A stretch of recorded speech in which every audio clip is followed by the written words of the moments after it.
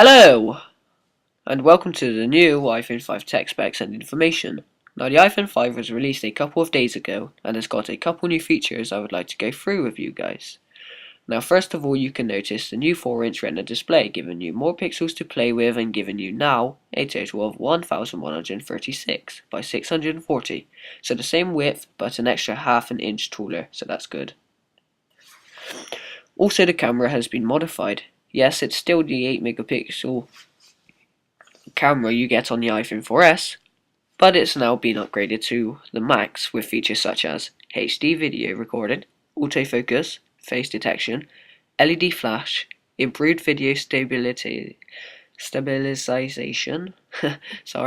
photo and video geotagging, backlight, and of course the panorama feature Apple has now added, which I think looks great, but we'll see. Apple have now also introduced to us a new Lightning connector that is 80% smaller than the previous 30-pin connector, and of course goes with Thunderbolt Apple use on their Macs and MacBooks. This also leaves Apple more room to play with, so they've added three microphones for better sound quality. The first on the back in between the camera and the LED flash, one by the Lightning connector, and one I believe to be by the earpiece. Another feature Apple has upgraded to be smaller is the micro SIM. It has now gone from being a micro to a nano SIM, giving Apple yet more space for innovation. Having all this extra space definitely comes in handy somewhere, and that somewhere is here. The iPhone 5's battery life is now up to 225 hours on standby, around 8 to 10 hours using Wi-Fi, about 8 hours of talk time so long as you're using 3G, 10 hours of video playback, and up to 40 hours of audio playback, so that should be good.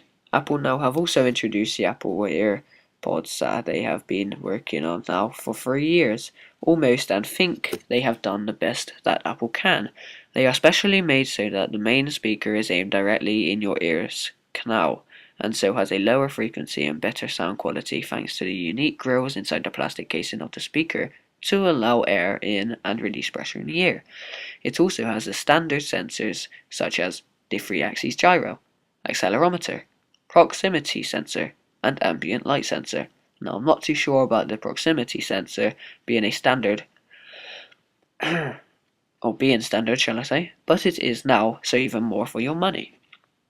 The Apple iPhone 5 is coming out on the 21st of September 2012 and is in the colours of black and slate and white and silver, which of course means it's time to get onto the back.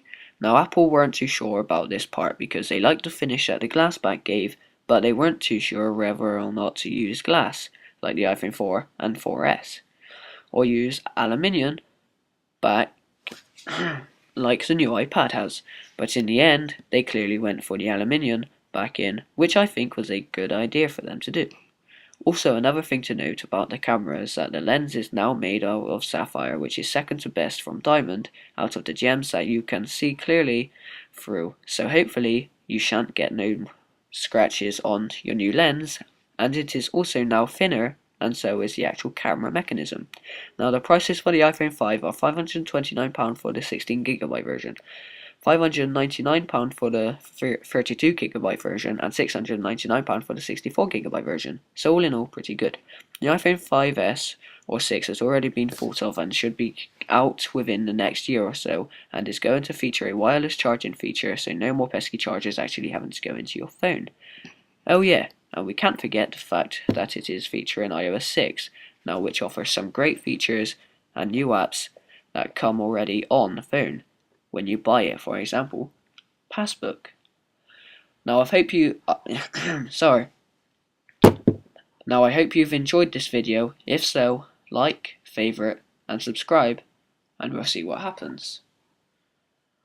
Just want to point out the fact that this is actually my first ever tech video. I love Apple, and yeah, I do some Minecraft videos, but I'm not that good. So I'll let you enjoy the last 30 seconds or so of this video. Bye!